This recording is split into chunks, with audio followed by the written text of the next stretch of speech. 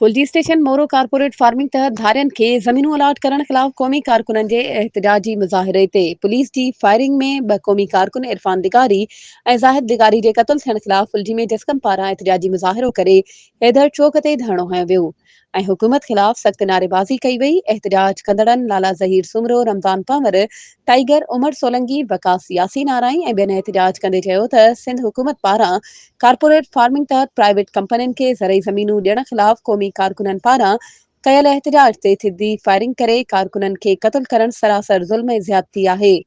पंहिंजे हक़ लाइ आवाज़ उथारण ते पुलिस ऐं घर वज़ीर ज़ियाउल हसन लंजार जे माण्हुनि सिधी फायरिंग करे सिंध जे माण्हुनि ऐं क़ौमी कारकुननि खे हिसाइण जी कोशिश पए करी, पर सिंध जा माण्हू पंहिंजे हक़नि, दरिया ऐं ज़मीननि ख़ातिर कॾहिं बि ख़ामोश कोन वेहंदा।